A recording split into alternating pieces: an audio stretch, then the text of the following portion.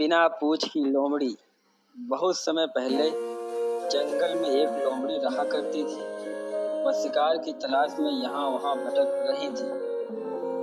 तभी अचानक उसने एक आवाज़ सुनी और फिर उसे अपनी पूँछ पर दर्द महसूस हुआ। दर्द के चलते वह चीखती चिल्लाती रही, हे भगवान, यह क्या हुआ?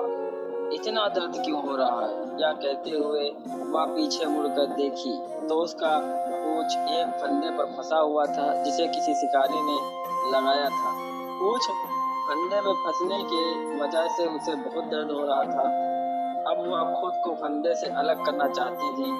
उसके लिए वह जोर लगाकर अपनी पूँछ को खींचने लगी। उसने बहुत कोशिश की और अंत में जाकर वह फंदे से अलग हो गई। ऐसे में जब उसने पूँछ पीछे मुड़ के देखा तो उसकी पूँछ टूट चुकी थी। उसके पास बस एक छोटी सी पूँछ का हिस्सा बचा हुआ था। यह देख वह रोने लगी। वह सोच रही थी कि लोमड़ी अब अपने बाकी साथियों से कैसे मिलेगी। बिना पूँछ के तो लोग उसका मजाक उड़ाएंगे, जिससे कि उसे शर्मिंदगी महसूस होगी। यह सोचते सोचते वह रोने लगी। उसके बाद वह यह सोचने लगी कि शर्मिंदगी से कैसे बचा जाए। तभी उसके दिमाग में एक ख्याल आया और वह सीधे अपने साथियों के पास चली गई। उसने अपने सभी साथियों को इकट्ठा किया और फिर उनसे बोली, मेरी बहनों, देखो मैंने अपनी पूँछ काट दी है। ऐसा मैंने इसलिए किया क्योंकि पूँछ रखने का कोई फायदा नहीं था।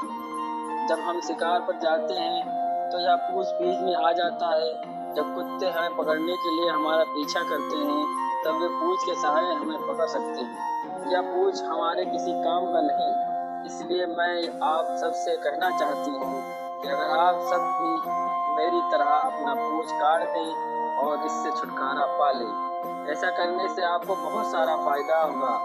लोमड़ी अपनी बातों से अपने साथियों को बेवकूफ़ बनाने की कोशिश कर रही थी, लेकिन तभी एक लोमड़ी बोली, हम अच्छे से जानते हैं कि तुमने हमें यहाँ इसका फ़ायदा बताने के लिए नहीं बुलाया। तुम्हें इस बात की शर्मिंदगी हो रही है कि तुमने अपना पूँछ काट दिया और इसलिए तुम चाहती हो कि हम सब भी यही करें। हम तुम्हारी तरह बेवकूफ़ नहीं हैं।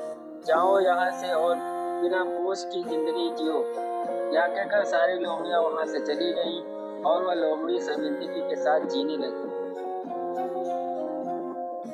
इस कहानी से हमें यह सीख मिलती है कि हम लोगों को हमेशा बेवकूफ़ नहीं बना सकते।